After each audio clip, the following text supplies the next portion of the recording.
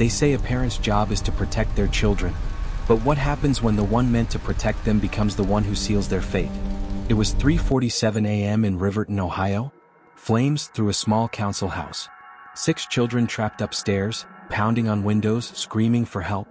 The neighbors ran barefoot into the street, helpless, listening to the sound of innocence being swallowed alive. And when the truth finally came out, it wasn't just about a father who burned his own children alive.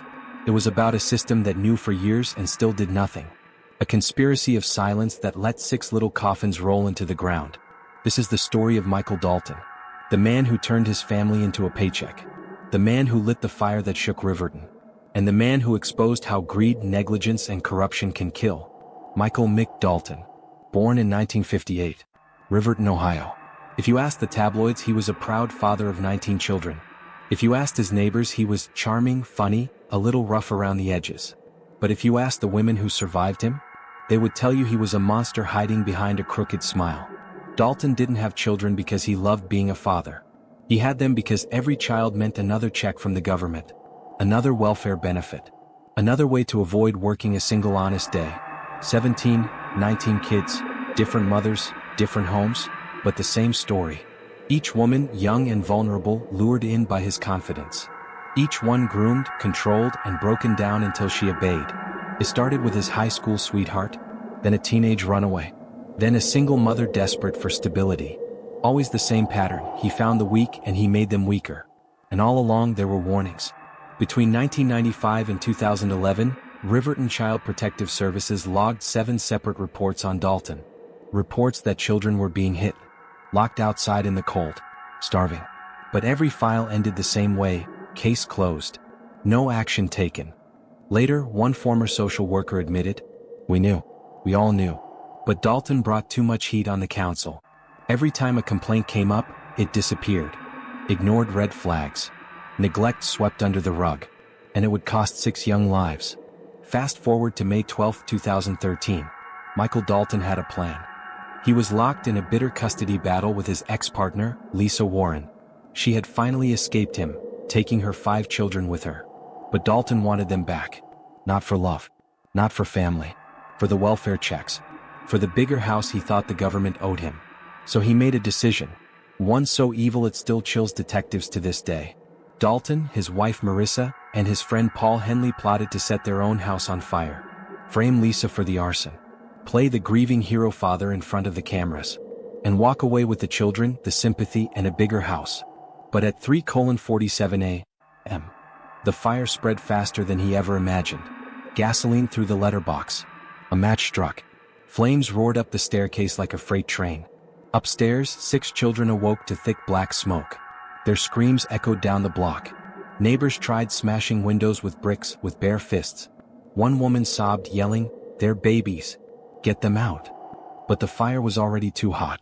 By the time firefighters dragged Dalton out of the front yard, coughing and covered in soot, Jasmine, age 13, Ethan, age 10, Mariah, age 9, Jaden, age 7, Kyle, age 6, and little Ava, only 5 years old, were gone.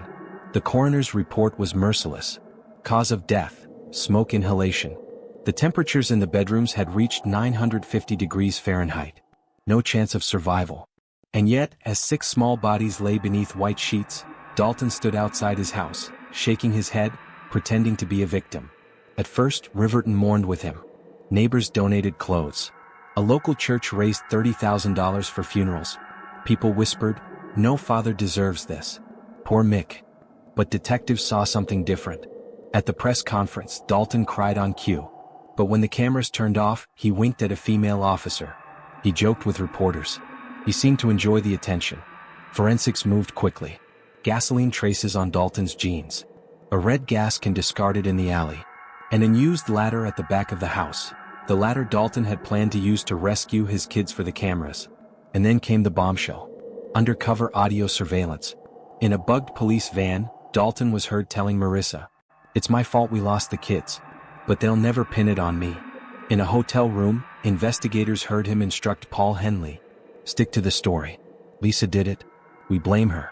We stay quiet. That's how we win." But the most chilling part? The files that surfaced during the investigation.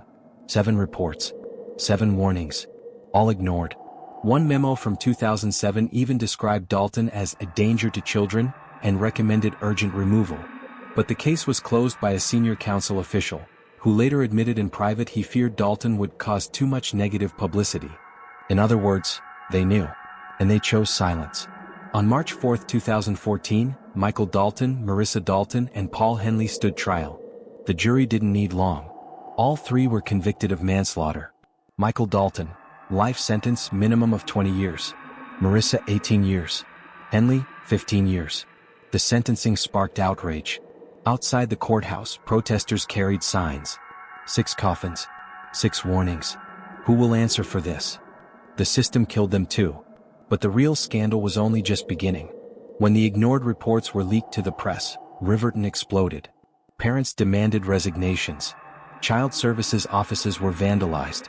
The head of the council eventually resigned, but no one was ever criminally charged for the negligence. Dalton sat in prison, smirking during interviews, insisting he never meant for it to go that far. Marissa, broken and pale, begged for forgiveness she would never receive. Henley bragged about being a suspect on dating apps. And 6 children remained buried, their voices silenced forever. This wasn't just the story of a father who became a monster. It was the story of a system that looked the other way. A system that chose convenience over children. Michael Dalton lit the match. But every official who ignored a report, every file stamped closed, poured gasoline on that fire. 6 children could have been saved. But instead, their deaths became a reminder that evil doesn't just live in the hearts of monsters. Sometimes it lives in silence. And silence kills. Subscribe for more chilling stories.